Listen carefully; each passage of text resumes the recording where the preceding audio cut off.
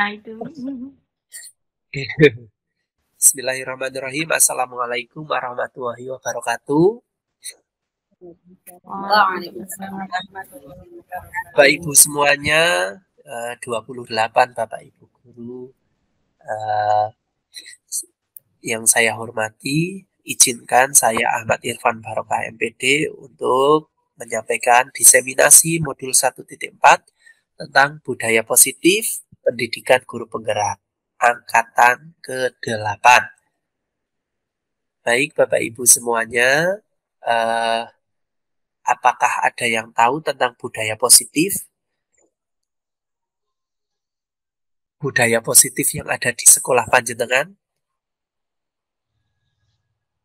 Apakah ada yang pernah melakukannya? Misalnya budaya positif di sekolah panjenengan yang pernah dilakukan atau sering dilakukan atau rutin dilakukan, contohnya apa? Bersalaman sebelum memulai pelajaran.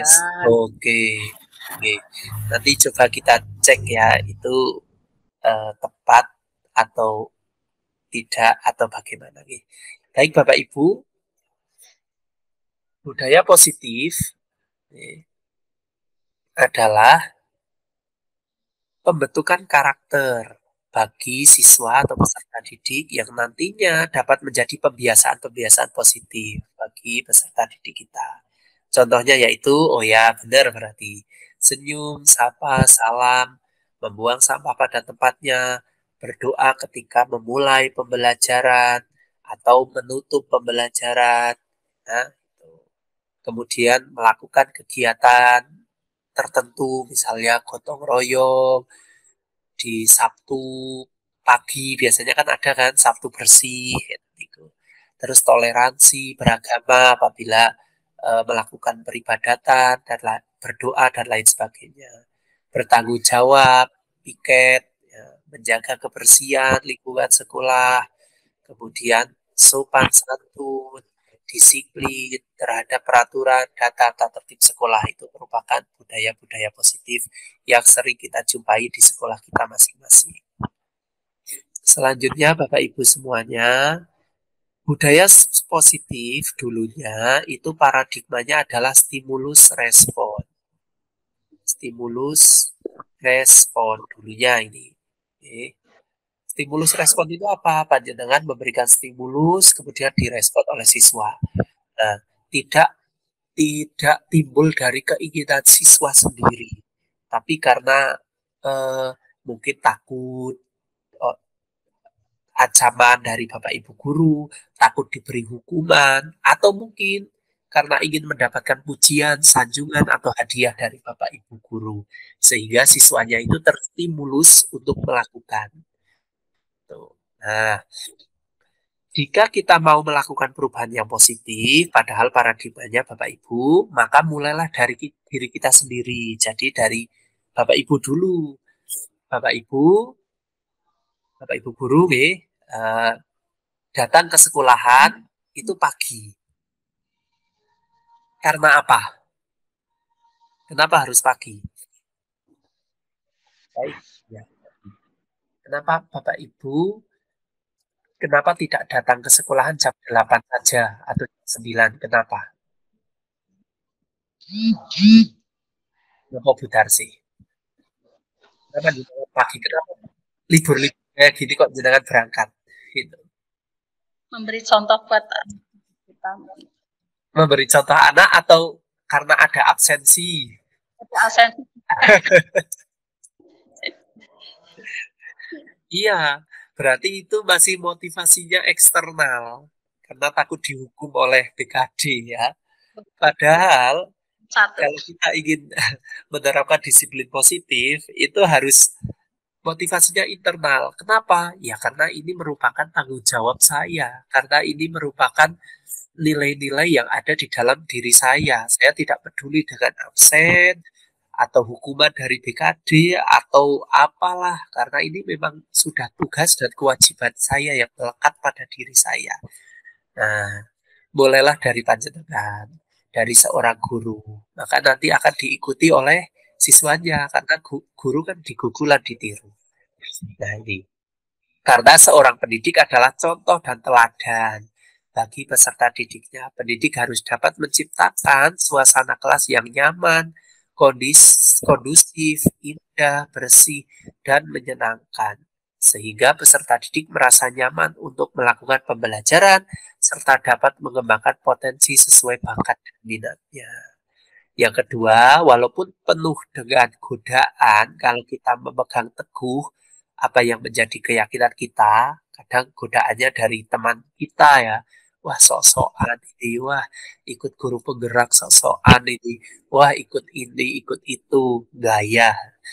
Nggak apa-apa, Bapak Ibu, kita akan tetap mempertahankan itu. Demikian juga dengan budaya positif akan bisa dilakukan kalau seorang guru itu konsisten. Jadi walaupun diaru-arui, walaupun di sinis, dijuliti, ya, gitu.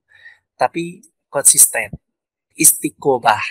Maka budaya positif tersebut itu akan tertanam dengan baik di siswa kita dan juga di lingkungan sekolah. Karena kenapa? Kalau sedang menanam pohon, ya sedang menanam pohon itu memang rekoso, kita harus memupuk, kita harus menyiram, kita harus menyiangi, mengambil rumput-rumput liar. Tapi kalau sudah berbuah, banyak orang yang melihat, tapi tidak tahu dulu rekosonnya seperti apa. Kalau sudah berbuah, banyak yang menyanjung, banyak yang mendekati, banyak yang ingin memetik. Nah, budaya positif juga begitu. Ketika panjenengan konsisten terus, memang berat. Tapi kalau nanti sudah berbuah anak-anaknya, akhlaknya jadi baik, punya kepribadian karakter Pancasila yang kuat, nah itu baru nanti akan dicontoh. Itu tentang budaya positif. Bapak Ibu, yang kedua saya akan menyampaikan tentang teori kontrol. Ilusi guru mengontrol murid ini. Pada dasarnya kita tidak dapat memaksa murid untuk berbuat sesuatu. Pada dasarnya itu kita tidak bisa ini memaksa murid. Kamu harus gini, Mas. Kamu harus ini, Mbak. Itu pada dasarnya kita tidak boleh. Jikalau murid tersebut memilih untuk melakukannya, ya, walaupun tampaknya sedang mengontrol perilaku murid, hal demikian terjadi karena ya murid sedang mengizinkan dirinya dikontrol. Jadi ketika murid kita itu melakukan apa yang kita perintah, sebenarnya eh, murid itu sedang mengizinkan saja dirinya untuk dikontrol oleh gurunya, oleh kita. Tapi ketika murid ada yang, wah, boten purun bu, boten purun pak, itu berarti dirinya tidak mengizinkan untuk dikontrol panjenengan. Nah, saat itu bentuk kontrol guru menjadi kebutuhan dasar yang dipilih oleh murid. Jadi murid itu butuh dikontrol oleh Bapak Ibu guru. Teori kontrol menyatakan bahwa semua perilaku memiliki tujuan, bahkan terhadap perilaku yang tidak disukai. Walaupun kadang-kadang tidak disukai, tapi punya tujuan. Kemudian, ilusi bahwa semua penguatan positif, efektif, dan bermanfaat. Penguatan positif atau bujukan adalah bentuk-bentuk kontrol. Segala usaha untuk mempengaruhi murid agar mengulangi sesuatu perilaku tertentu adalah suatu usaha untuk mengontrol murid tersebut. Ya, dalam jangka waktu tertentu, kemungkinan murid tersebut akan menyadari dan mencoba untuk menolak bujukan kita, atau bisa jadi murid tersebut menjadi tergantung pada pendapat sang guru untuk berusaha. Maksudnya gini, kita mungkin sekarang sedang mengontrol murid kita dengan melakukan penerapan-penerapan tertentu, misalnya siswanya diminta untuk eh, memasukkan baju, merapikan bajunya, merapikan pakaiannya. Murid itu sedang dikontrol dan mengizinkan. Oke, Pak, Bu, saya lakukan. Tapi suatu saat, mungkin ketika sudah kelas 5, kelas 6, murid tersebut itu menolak. Ya, menolak. Atau dalam jangka waktu tertentu menolak. Ah, nggak mau, Bu. Ah, nggak mau, Pak. Nah, itu artinya murid memang sedang memahami itu. Memahami bahwa ya eh, keinginannya itu sedang tidak sesuai dengan kontrol yang kita lakukan. Nah, nanti murid itu akan menilai dirinya sendiri. Saya akan tetap atau saya akan menolak kontrol yang datang dari guru. Nah, kalau yang menolak, biasanya dia akan melakukan tindakan-tindakan yang berlawanan dari kontrol kita. Kalau yang menolak, kalau yang menerima, itu biasanya nanti akan jadi ketergantungan dari kontrol guru. Nah, itu. Semuanya salah atau benar? Semuanya tidak ada yang salah, tidak ada yang benar. Karena kitalah yang nantinya akan meluruskan. Kita yang nantinya akan mencarikan jalan yang sesuai, yang tidak membahayakan murid kita sendiri. Itu yang mana. Kita lanjutkan dulu.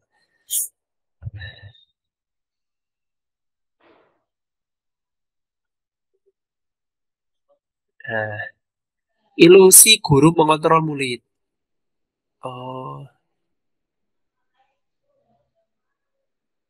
pada dasarnya kita tidak dapat memaksa murid untuk berbuat sesuatu jika murid tersebut memilih untuk tidak melakukannya. Oh, ini tadi sudah ya. Kita lanjutkan di sini. Ya. Teori kontrol yang ketiga, ilusi bahwa kritik dan membuat orang merasa bersalah dapat menguatkan karakter. Jadi ketika kita mengkritik sehingga orang merasa bersalah, itu anggapannya membuat orang menjadi kuat, karakternya menjadi kuat. Kita cek. Menggunakan kritik dan rasa bersalah untuk mengontrol murid menuju pada identitas gagal. Nah, sebenarnya nggak baik ini. Kritik boleh, tapi jangan sampai membuat murid itu merasa selalu bersalah. Justru itu akan menimbulkan trauma. Gitu. Mereka belajar untuk merasa buruk jadinya tentang diri mereka sendiri. Ah, saya itu salah, saya itu gini.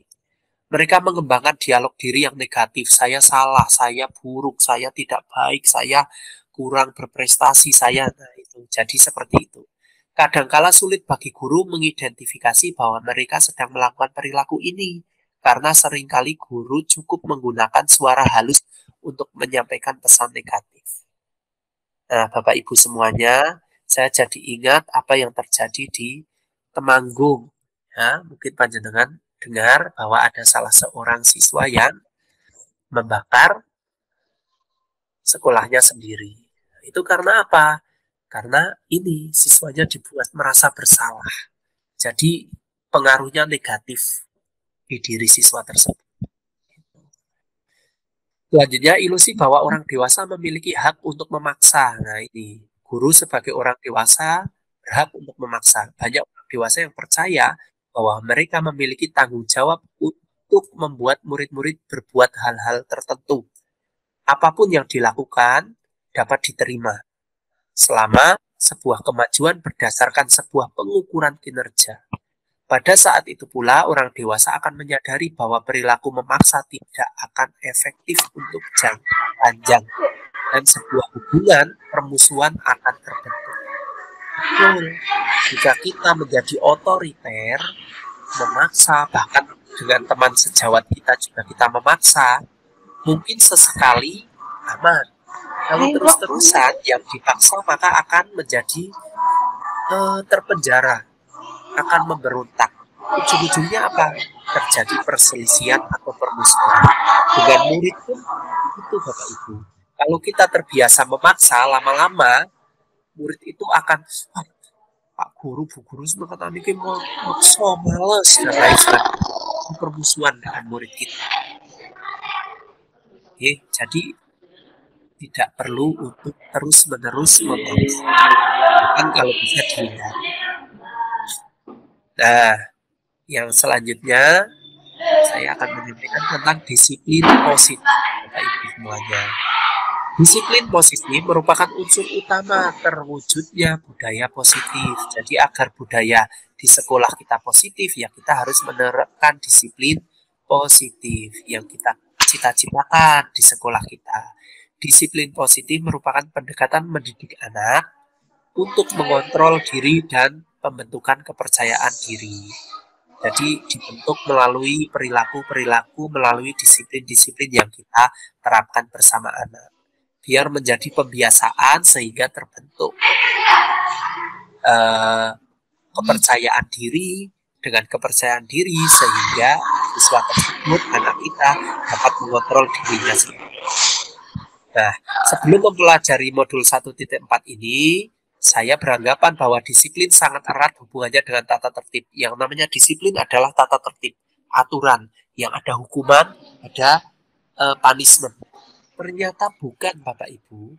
Peraturan dan hukuman adalah itu berbeda dengan disiplin positif. Tata tertib, peraturan, hukuman itu berbeda. Karena kalau disiplin positif tidak harus memberi hukuman. Justru salah satu alternatif terakhir dan kalau perlu tidak digunakan sama sekali untuk hukuman atau penghargaan hadiah itu tidak. Nah, kita dilarang sih, tidak baik lah, bukan dilarang, tidak baik menerapkan punishment, hukuman, dan juga reward atau penghargaan bagi siswa. Karena nanti siswanya itu akan terbiasa dengan saya melakukan ini untuk menghindari hukuman. Saya melakukan ini untuk mendapatkan hadiah, pujian dari guru. Nah, itu nggak baik. Lebih baik kita menerapkan disiplin positif yang terus-menerus jadi kebiasaan sehingga dijadikan alat untuk mengontrol murid sendiri. Kita cenderung menghubungkan kata disiplin dengan ketidaknyamanan. Nah, akhirnya yang disebut disiplin itu tidak nyaman. Panjenengan sendiri pasti di dalam kepala, istilahnya nyun sewu, di dalam pemikirannya pasti ketika disiplin waktu, berangkat pagi pulang sore. Nah, jadinya seperti itu. Disiplin administrasi, wah, RPP modul ajar Pak, semuanya harus lengkap. Nah, itu ketidaknyamanan karena sudah tertanam dalam diri kita bahwa disiplin itu tidak nyaman. Nah, makanya disiplin itu harus bergeser menjadi budaya atau disiplin positif yang mengakar istilahnya, yang nantinya mengakar, yang nantinya tumbuh secara alami menjadi kebiasaan-kebiasaan. Lanjut, Bapak Ibu semuanya. Bagaimana seseorang bisa berubah dari paradigma stimulus respon yang tadi dipaksa-dipaksa kepada pendekatan teori kontrol? Menurut Stephen R. Covey dalam Principle Center Leadership tahun 1991 mengatakan bahwa bila kita ingin membuat kemajuan perlahan, sedikit demi sedikit, ubahlah sikap atau perilaku kita. Jadi dimulai dari kita dulu, dirubah. Namun, bila kita ingin memperbaiki cara-cara utama kita, maka kita perlu mengubah kerangka acuan. Kalau ingin mengubah caranya, kita merubah kerangkanya. Nah, disiplin positifnya bagaimana? Ubahlah bagaimana kita melihat dunia. Bagaimana Anda berpikir tentang manusia. Ubahlah paradigma. Paradigma itu berarti cara berpikir kita dirubah. Skema pemahaman dan penjelasan aspek-aspek tertentu tentang realitas. Jadi pada intinya kalau kita ingin merubah kemajuan perlahan ya agar maju maksudnya itu kita dimulai dari diri kita sendiri. Ya, kemudian kita rubah kerangkanya, cara-caranya kita rubah bagaimana. Nah, acuannya kita rubah. Nah, seperti kita ingin melihat dunia, bagaimana kita melihat tentang manusia, ubah mindset kita, cara berpikir kita, sehingga kita melihatnya itu realita, bukan angan-angan. Nah, Ki Hajar Dewantoro sendiri, Bapak Ibu semuanya, mengatakan bahwa untuk mencapai kemerdekaan atau dalam konteks pendidikan kita saat ini, untuk menciptakan murid yang merdeka, walaupun kurikulumnya merdeka ya, belum tentu muridnya merdeka. Syarat utamanya adalah harus ada disiplin yang kuat. Disiplin yang dimaksud adalah disiplin yang berasal dari motivasi internal, seperti motivasi dari dalam diri, bukan motivasi karena takut dapat hukuman, takut ditegur oleh BKD, oleh dinas, dipanggil, dan lain sebagainya. Takut karena guru, takut nanti dimarahi guru, itu eksternal. Disiplin yang bagus dari motivasi internal. Ya, ini memang sudah tugas dan tanggung jawab saya sebagai guru.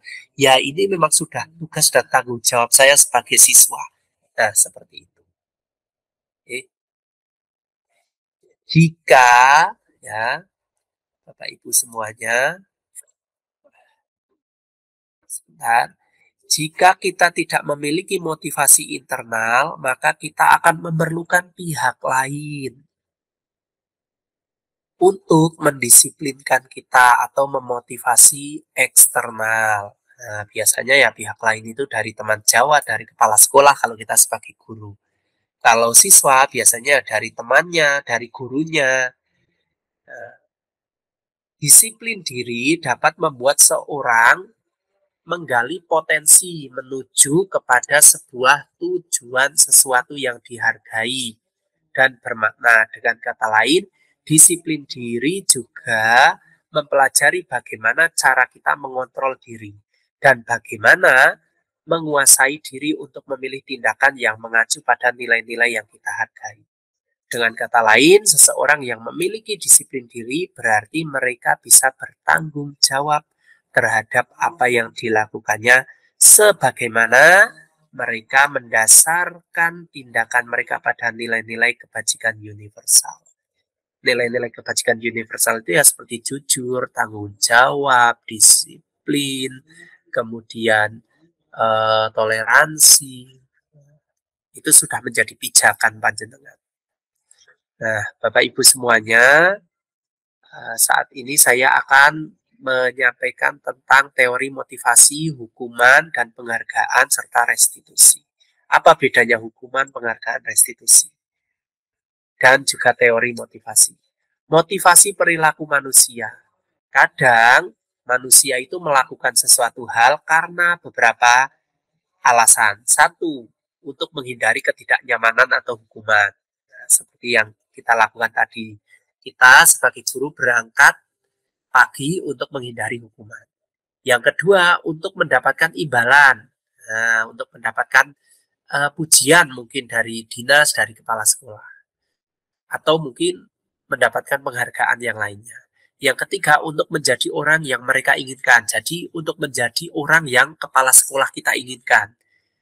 Kepala sekolah menginginkan ini, wah, saya ingin jadi seperti itu. Dinas pendidikan menginginkan ini, saya menjadi seperti itu. Serta nilai-nilai yang mereka percaya. Nah, ini kurang tepat sebenarnya Bapak Ibu ya. Jangan kita melakukan sesuatu itu karena kita menghindari hukuman atau ketidaknyamanan.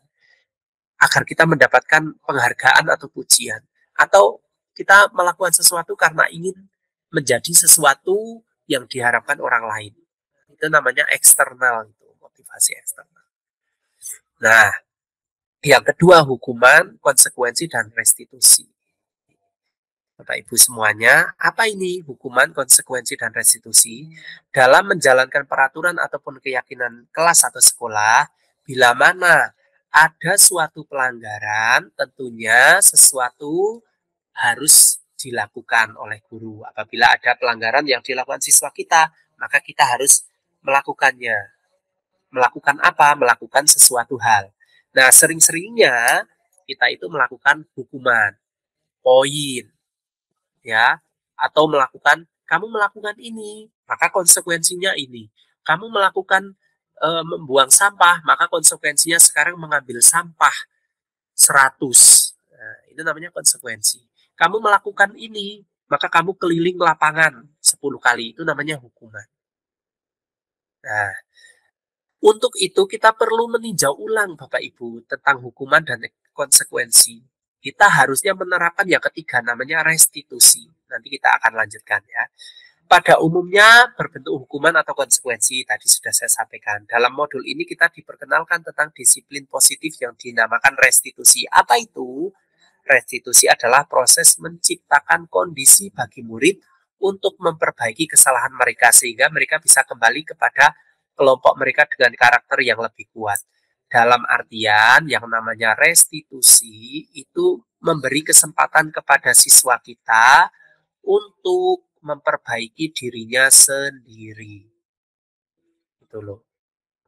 Jadi diberi ruang untuk memperbaiki dirinya sendiri, jangan langsung dihukum. Gitu. Jangan langsung diberi konsekuensi, suruh ini, suruh itu. Nah, kita nanti akan sampaikan lebih lanjut.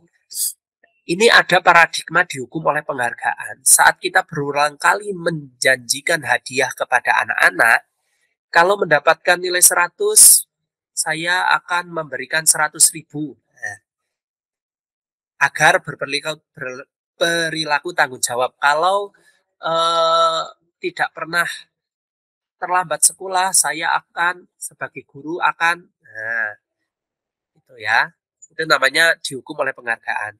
Atau kepada seorang murid agar mempelajari sesuatu yang baru, atau kepada seorang karyawan agar melakukan pekerjaan yang berkualitas. Sebenarnya kita berasumsi mereka tidak dapat melakukannya. Berarti kalau kita melakukan semacam itu, Bapak Ibu semuanya, kita beranggapan sebenarnya murid kita itu tidak bisa melakukan itu. Murid kita tidak bisa berangkat pagi. Murid kita tidak bisa menjaga kebersihan. Murid kita tidak bisa menjaga ketertiban. Oleh karena itu, kita berusaha memberikan penghargaan-penghargaan. Nah, padahal tidak demikian. Ya, harusnya tidak demikian. Kita harus meyakini bahwa murid kita itu bisa. Makanya jangan menggunakan penghargaan karena itu salah satu bentuk hukuman. Selanjutnya, pengaruh jangka pendek dan jangka panjang dari penghargaan ini Bapak Ibu. Penghargaan efektif jika menginginkan seorang melakukan sesuatu yang kita inginkan dalam jangka pendek. Penghargaan itu hanya sifatnya jangka pendek saja. Itu tidak jangka panjang. Kalau tidak ada penghargaan, murid kita tidak akan melakukan akhirnya. Itu maksudnya. Dia melakukan pada saat itu aja. Karena ada penghargaan, karena ada hadiah. Jika kita menggunakan penghargaan lagi dan lagi dan lagi, maka orang tersebut akan tergantung dari penghargaan yang diberikan sehingga kehilangan motivasi intrinsik dari dalam. Yang ketiga, jika kita mendapatkan penghargaan untuk melakukan sesuatu yang baik, maka selain kita senantiasa berharap mendapatkan penghargaan tersebut, kita pun menjadi tidak menyadari tindakan baik yang kita lakukan. Nah, kalau kita yang mengharap penghargaan, maka kita menanamkan diri kita melakukan sesuatu agar mendapatkan penghargaan. Kita tidak menyadari bahwa tindakan itu, tindakan tersebut, tindakan berangkat pagi, tindakan tertib administrasi, itu sebenarnya merupakan hal-hal positif yang baik untuk diri kita. Kita tidak menyadari, yang kita sadari agar kita tidak dapat hukuman saja. Nah, makanya kita lakukan ya seenaknya kita, yang penting kita tidak dapat hukuman. Itu menurut Alfie Kohn. Nah, Bapak Ibu semuanya yang saya hormati, dihukum oleh penghargaan itu sebenarnya punya paradigma. Satu, penghargaan tidak efektif. Penghargaan merusak hukuman. Penghargaan mengurangi ketepatan. Penghargaan menurunkan kualitas karena tadi yang penting udahlah apapun yang penting kita lakukan.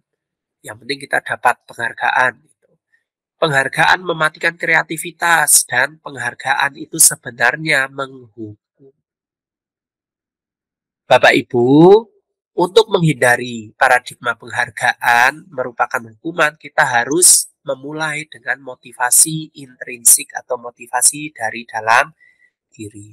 Apa itu? Saat seorang belajar untuk pertama kali, menggabungkan huruf-huruf dan kata-kata, serta menyadari bahwa ia dapat membaca, timbul pijar, timbul cahaya di matanya, dan sebuah senyuman di wajahnya. Kayaknya seneng banget gitu loh. Ketika anak-anak belajar kata-kata, belajar huruf-huruf, belajar ingin membaca itu kayak semangat gitu. Anak tersebut begitu gembira bahwa ia telah mempelajari dan menguasai suatu keterampilan yang baru. Kesadaran akan kemampuan bahwa anak tersebut sudah dapat membaca, sesungguhnya sudah merupakan sebuah penghargaan. Nah, artinya ketika nantinya bisa mengenal huruf, bisa mengenal angka, bisa membaca, itu sudah penghargaan, tidak perlu lagi. Nah, nanti kalau bisa membaca saya berikan, Bapak Ibu berikan sepeda ya, itu nggak usah. Dia bisa membaca, anak kita bisa membaca, siswa kita bisa membaca, itu sudah termasuk penghargaan bagi anak kita. Sehingga timbul motivasi yang berasal dari dalam diri kita. Dari dalam diri anak kita. Nah, untuk restitusi sendiri adalah proses menciptakan kondisi bagi murid untuk memperbaiki kesalahan mereka sehingga mereka bisa kembali pada kelompok mereka dengan karakter yang lebih kuat menurut Gosen tahun 2004. Restitusi juga adalah proses kolaboratif yang mengajarkan murid untuk mencari solusi untuk masalah dan membantu murid berpikir tentang seperti apa yang harus mereka lakukan ke depannya. Contohnya gini, restitusi itu ada 3 cara ya. Yang pertama menstabilkan identitas, kemudian validasi kesalahan, yang ketiga membuat keyakinan. Jadi ketika ada siswa kita yang melakukan kesalahan, kita jangan langsung, nah kamu itu gimana toh? Nah, itu namanya membuat rasa bersalah siswa. Sehingga siswa nunggu, nggak berani berkata-kata. Nah, kita harus stabilkan dulu identitas siswa kita. Dengan cara apa? Misalnya gini, nah, kamu itu manusia. Pak Irfan juga manusia. Setiap manusia pasti pernah melakukan kesalahan. Pak Irfan dulu juga pernah melakukan kesalahan yang sama seperti kamu. Nah, sehingga timbul motivasi itu pada diri anak. Pikirnya anak itu tidak merasa bersalah. Oh ya, Pak guru saya juga pernah melakukan kok. Nah, gitu. Kemudian baru divalidasi kesalahannya. Nah, kemarin kamu apa yang kamu lakukan? Nah, biarkan anak berbicara. Gini, gini, gini, gini, gini, gini, gini, gini, gini. Baru itu baik atau tidak, nak? Biarkan anak berbicara. Nah, kalau sudah mengakui, baru buat keyakinan yang ketiga. Setelah ini, sebaiknya kita harus melakukan apa, nak? Kamu akan melakukan apa setelah ini? Nah, nanti kan anak, ya Pak, saya tidak akan melakukannya lagi. Ya Pak, ya Bu, saya tidak akan gini. Ya Bu, saya akan meminta maaf. Ya Bu, itu yang namanya restitusi. Sehingga ini dikatakan karakter yang lebih kuat. Sehingga anak itu keluar dengan karakter yang lebih kuat. Karakter yang mau meminta maaf. Karakter yang berjanji tidak akan mengulangi lagi. Meyakini dirinya sendiri. Tapi kalau masih melakukan lagi, ya kita lakukan restitusi lagi. Tidak apa-apa. Berulang-ulang terus nanti akan menjadi kebiasaan yang tertanam. Sehingga tetap akan menjadi lebih kuat. Tuh. Lanjut, melalui restitusi ketika murid berbuat salah, guru akan menanggapi dengan cara yang memungkinkan murid untuk membuat evaluasi internal tentang apa yang dapat mereka lakukan untuk memperbaiki kesalahan mereka dan mendapatkan kembali harga dirinya. Restitusi tidak hanya menguntungkan korban, tetapi juga menguntungkan orang yang telah berbuat salah. Jadi tidak hanya korbannya saja, mungkin ada anak yang dinakali oleh si A. Nah, korbannya itu juga diuntungkan karena si A mengakui kesalahannya, kemudian meminta maaf. Tapi si A, pelakunya, juga diuntungkan karena dia diberi kesempatan untuk berubah menjadi pribadi yang lebih baik. Gitu. Ciri-ciri restitusi yang membedakan dengan program disiplin lainnya adalah satu, restitusi bukan untuk menebus kesalahan, namun untuk belajar dari kesalahan. Yang kedua, restitusi memperbaiki hubungan. Yang ketiga, restitusi adalah tawaran, bukan paksaan. Yang keempat, restitusi menuntun untuk melihat ke dalam diri. Yang kelima, restitusi mencari kebutuhan dasar yang mendasari tindakan. Yang keenam, restitusi fokus pada karakter bukan tindakan. Selanjutnya restitusi itu menguatkan. Terus restitusi fokus pada solusi, makanya dibuat keyakinan tadi. Yang ke-9 restitusi mengembalikan murid yang berbuat salah pada kelompoknya. Jadi diberi kesempatan untuk sesuatu hal ya kepada muridnya. Itu namanya restitusi. Sesuatu hal yang nanti akan kembali kepada nilai-nilai kebajikan. Selanjutnya untuk materi selanjutnya saya akan menyampaikan tentang keyakinan kelas. Bapak Ibu di kelas punya aturan apa tidak? Punya. Punya. Yang buat siapa? Kesepakatan. Kesepakatan. Kesepakatan siswa dan guru atau guru dengan kepala sekolah? Siswa dan guru. Wah, pintar. Keren berarti itu. Ya, itu yang disebut keyakinan kelas atau keyakinan sekolah. Cobi, Bu, bisa enggak panjenengan menyampaikan bagaimana pembuatan keyakinan kelas di kelas panjenengan Bu Retno, Bu Eka Retno? Saya membuat kesepakatan kelas apabila saya kan mengajar di kelas 1. Anak-anak itu sering sekali keluar kelas gitu tanpa izin atau kemudian saya membuat kesepakatan dengan anak-anak kalau yang keluar kelas tanpa izin itu akan diberi sanksi menulis 10 halaman begitu. Oke. Itu disepakati oleh siswa panjenengan. Iya, disepakati. Oke, terima kasih Bu Retno, Bu Ika Retno. Ini udah tepat, caranya sudah tepat. Tapi apakah kesepakatan kelasnya itu isinya tepat, kita pelajari bersama-sama nih. Keyakinan kelas adalah salah satu disiplin positif yang kita terapkan dalam membangun budaya positif di sekolah. Dengan adanya keyakinan kelas, di setiap kelas diharapkan dapat mewujudkan tujuan pendidikan yang berorientasi kepada P3, Profil Pelajar Pancasila. Keyakinan kelas haruslah berisi nilai-nilai kebajikan yang dimiliki dan dilaksanakan oleh warga kelas. Jadi, Bapak Ibu semuanya dalam membuat keyakinan kelas itu berisi nilai-nilai kebajikan, jangan berisi kalimat-kalimat yang negatif tadi. Oke. Bu Ika Retno itu mungkin nanti bisa dirubah sedikit. Jangan keluar akan dilakukan. Nah ini nanti jadi hukuman lagi, konsekuensi lagi. Nah, mungkin disepakati, harus tetap berada di bangkunya masing-masing. Kemudian apabila ada yang keluar tanpa izin, maka akan diberi kesempatan untuk, misalnya untuk menghibur teman-temannya, untuk bernyanyi di depan kelas, atau untuk membacakan hasil tulisannya, gitu. Itu kalimatnya lebih positif. Oh ya. Karena agar memotivasi siswanya sendiri. Nah, yang sering kita lakukan ketika ada siswa kita melanggar keyakinan kelas itu jangan langsung ayo melanggar. Berarti harus melakukan ini, jangan, itu berarti menghukum. Kita ingatkan dulu, nah, keyakinan kelas kita apa? Nah, gitu. Bahkan keyakinan kelas itu nggak usah diberi konsekuensi, nggak apa-apa. Anak-anak tetap berada di dalam bangkunya masing-masing. Dah, itu aja. Kalau ada yang melanggar, ya udah nggak apa-apa. Kita ingatkan, nah, keyakinan kelas kita apa? Gitu. Terus menerus, nggak usah diberi embel-embel yang terakhir nggak apa-apa.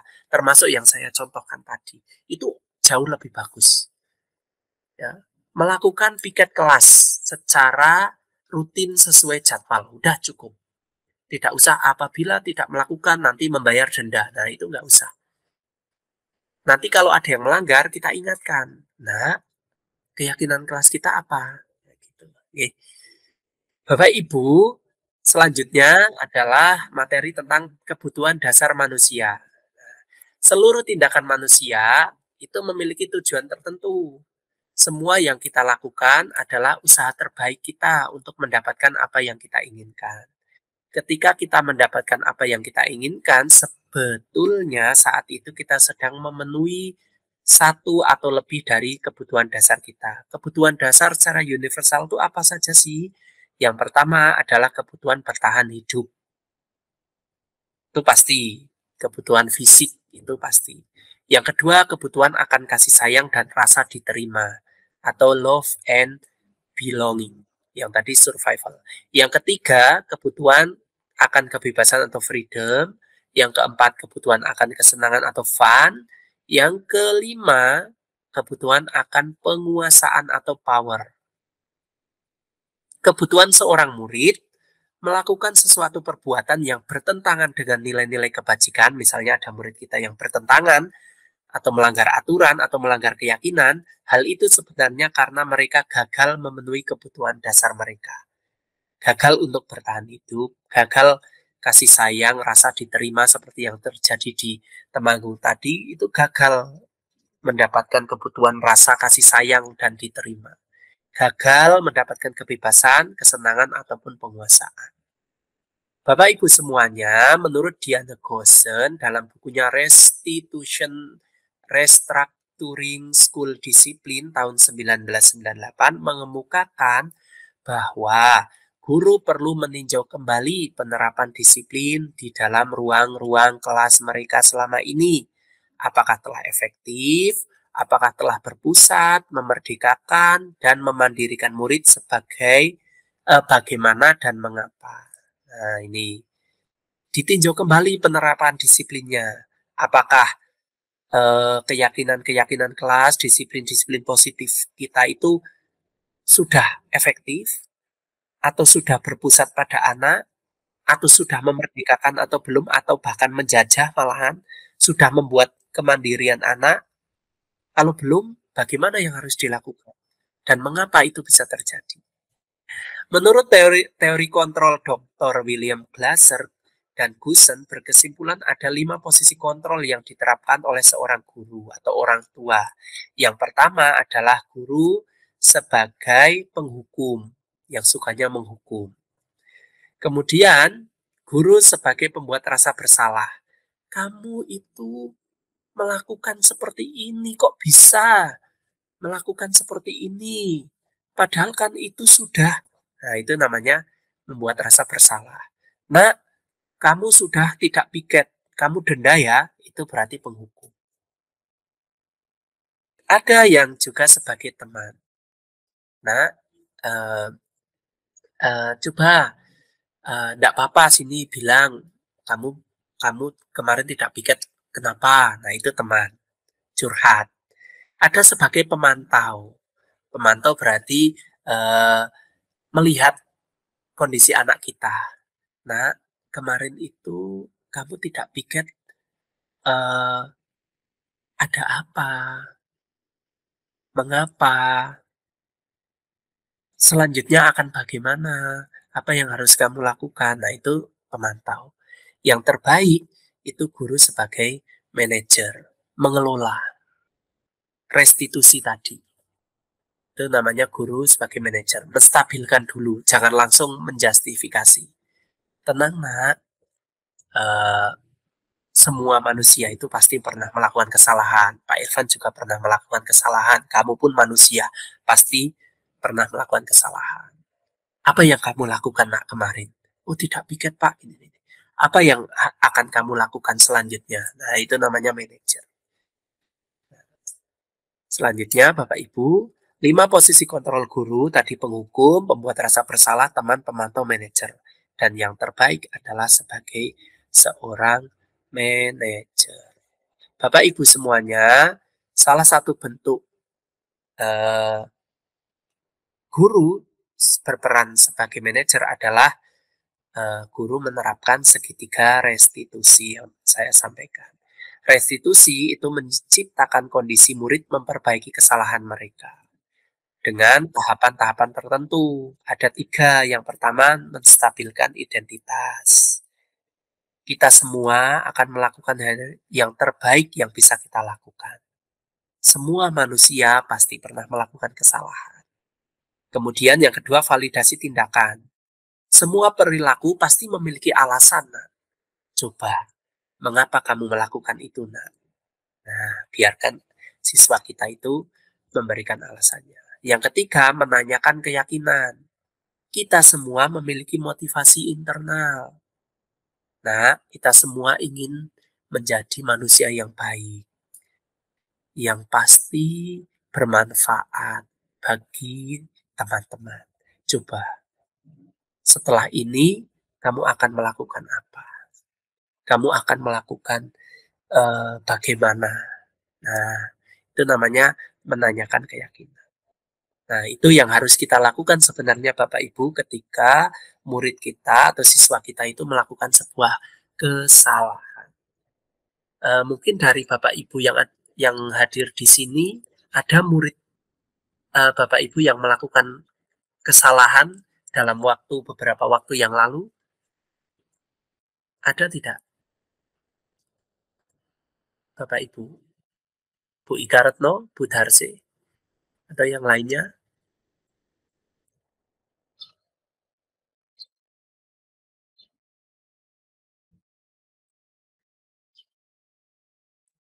Halo?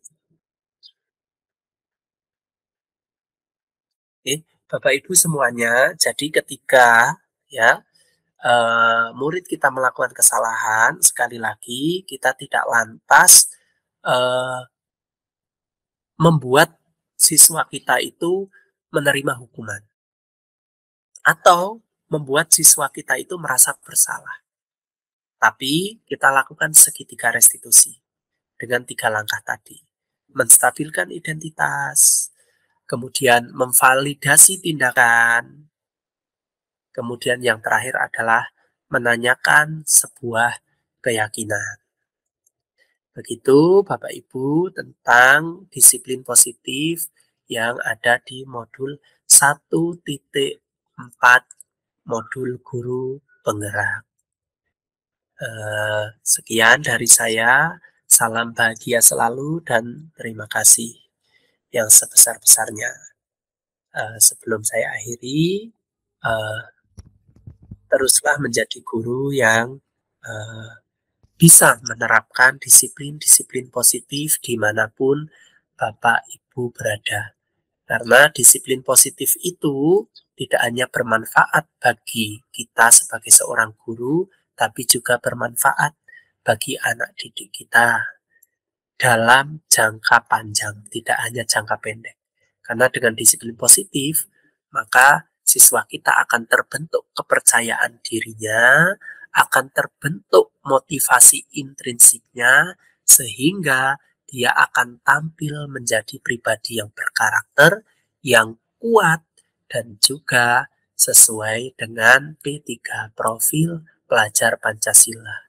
Untuk itu, kita membutuhkan trik-trik khusus seperti membuat keyakinan kelas, memenuhi kebutuhan dasar siswa kita, kemudian melakukan segitiga restitusi apabila siswa kita bersalah. Dengan seperti itu, maka budaya positif di kelas kita, di sekolah kita akan tersemai, tertanam dengan baik, sehingga akan mewujudkan sekolah yang merdeka, yang berkarakter profil pelajar Pancasila. Begitu Bapak Ibu semuanya. Bu Tarsih mungkin akan ada yang disampaikan mengenai penerapan perilaku-perilaku siswa yang melakukan kesalahan. Biasanya panjenengan melakukan apa ini kepada siswa?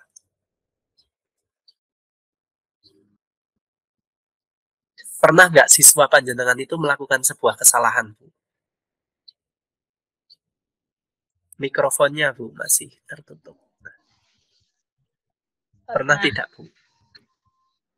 Nah, coba Ibu ceritakan kesalahan apa, terus panjenengan melakukan apa terhadap siswa tersebut. Ya, ada siswa yang pada saat istirahat mereka berantem. Berantem, oke. Kemudian? Apa yang dilakukan, Bu? Saya mendekati siswa tersebut, kedua-duanya saya dekatkan untuk saling memaafkan dan berjabat tangan, kemudian mereka bisa akur kembali. Oke, berarti dikonfrontasi, dipertemukan ya. Oke, kemudian diambil keyakinannya enggak, Bu? Maksudnya mungkin setelah ini akan melakukan apa, akan aku berjanji akan apa gitu enggak? Mengulangi lagi seperti itu. Oh gitu. Dan itu setiap terjadi kesalahan siswa pasti melakukan itu. Pernah nggak menghukum siswa, Bu?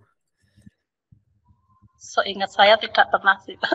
Tidak pernah. Wah, keren ya berarti ya, panjenengan ya. Tidak pernah menghukum siswa, misalnya tidak mengerjakan PR kemudian mengerjakan di luar kelas gitu, tidak pernah, Bu? Pernah tidak.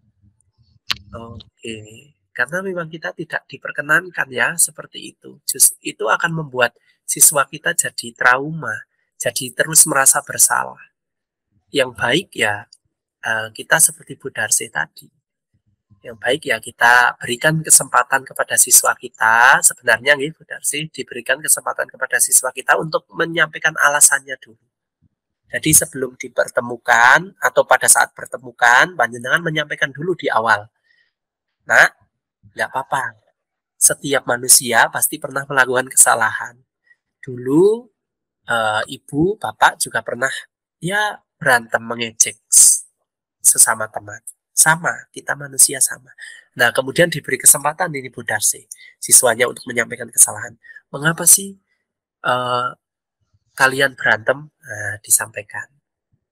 Nah, setelah itu baru dibuat keyakinan. Itu Bapak Ibu semuanya. Terus Bu Darsi, kalau budaya-budaya positif yang ada di panjenengan yang pernah, yang sudah dilakukan apa ini? Misalnya apa?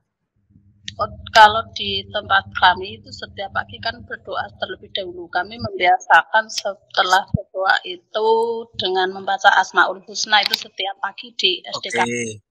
Terus berdoa. Kemudian budaya positif apa lagi?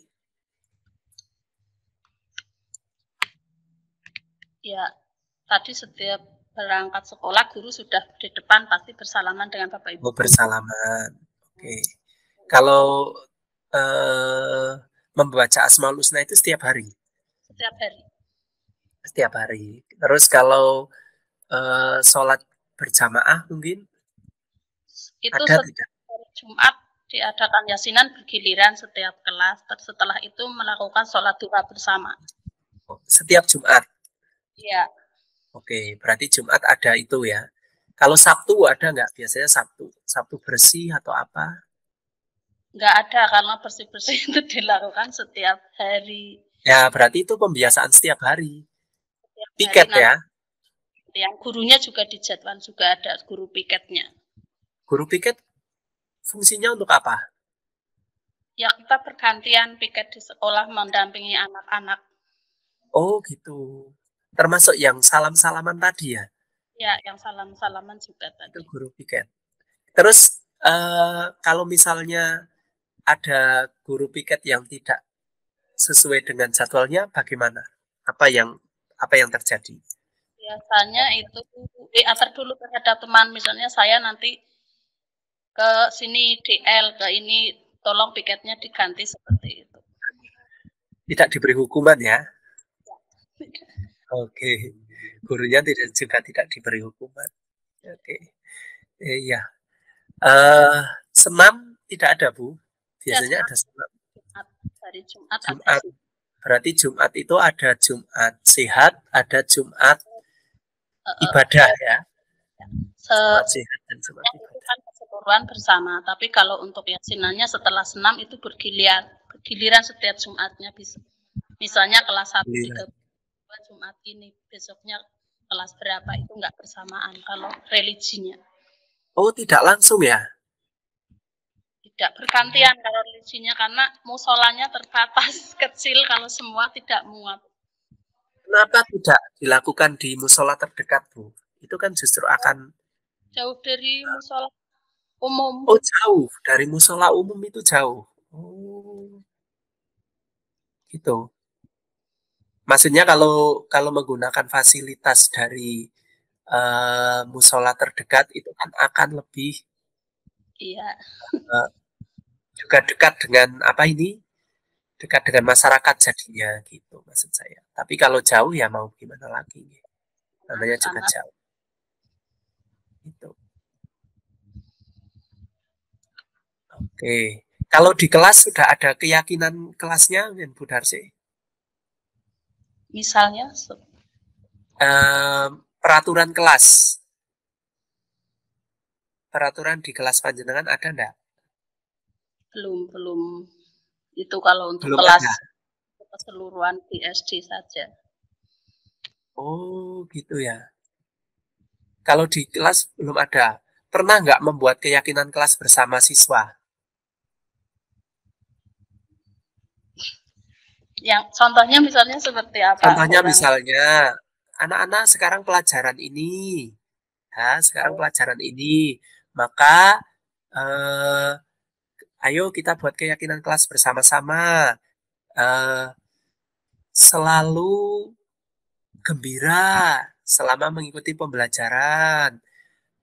Terus aktif dalam pembelajaran, menghargai pendapat temannya.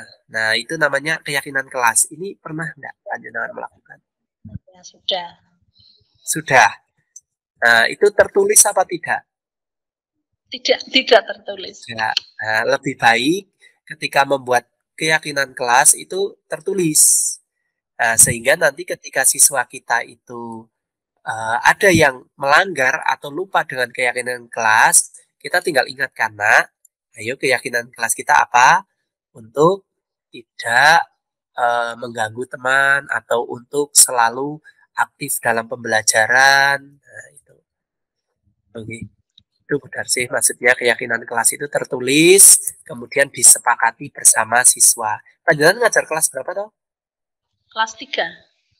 Oh, kelas 3 udah pinter itu nanti bersama-sama untuk membuat keyakinan kelas. Sudah bisa itu. Di SD, tadi SD berapa ya? 1 kali Panjenengan gowong. itu. 1 kali gowong, wah SD. Luar biasa ini. Di jauh ya. Dengan asli kali gowong juga. Iya, asli kali gowong. Asli kali gowong ya enak. Asli situ, ngajar di situ. Itu udah hal yang paling diinginkan oleh setiap orang. Gitu. Mengajar Ya. di daerahnya sendiri. Gitu. Oke, mungkin itu saja. Terima kasih ya Bu Darsi yang telah menjadi volunteer ya berbagi pengalaman di kelas panjenengan. Mungkin itu saja Bapak Ibu tentang apa yang harus saya sampaikan. Kurang lebihnya tentunya saya mohon maaf yang sebesar-besarnya. Semoga Bapak Ibu semuanya terus menjadi guru yang digugu dan ditiru oleh murid-murid kita dan selalu menebarkan budaya-budaya positif pada anak-anak kita. Sekian yang saya sampaikan. Kurang lebihnya mohon maaf. Saya akhiri. Wassalamualaikum warahmatullahi wabarakatuh.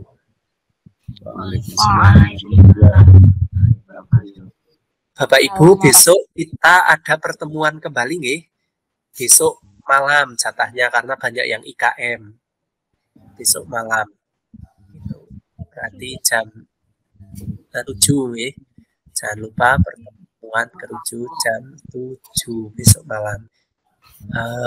Dan Bapak Ibu, seperti yang saya sampaikan, bahwa untuk pelaksanaannya itu komunal nih.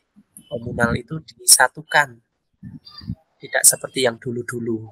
Mungkin biasanya di SMA 1 atau SMK 1 seperti seleksi P3K kemarin. Oke.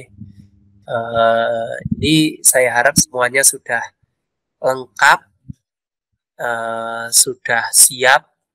Nanti tanggal 22 sampai 25 tinggal langsung gas. Sekali lagi Bapak Ibu, materi-materi yang ada di sini, apapun yang saya berikan, rekaman, materi, dan juga mungkin e-book, itu untuk tidak disebarluaskan di grup lain nggih, nyuwun sewu, karena biar bagaimanapun panjenengan tetap bersaing sesama peserta. Itu pasti. Siap. Oke, Siap, Pak. panjenengan sudah meluangkan waktu, tenaga pikiran, dengan itu dibuat sia-sia. Sekali lagi, terima kasih kepada Bapak Ibu semuanya yang telah meluangkan waktu, dan juga mohon maaf nih, saya meminta waktunya panjenengan sekitar 1 jaman. Mudah-mudahan sih bermanfaat bagi jenengan. Kalaupun tidak ada manfaatnya ya, saya mohon maaf yang sebesar-besarnya. Apabila ada saya salah-salah kata, saya juga minta maaf yang sebesar-besarnya. Tetap semangat dalam belajar, menjadi pribadi yang long life education, belajar sepanjang hayat. Sekian dari saya, kurang lebihnya mohon maaf. Saya akhiri, wassalamualaikum warahmatullahi wabarakatuh. Waalaikumsalam warahmatullahi wabarakatuh.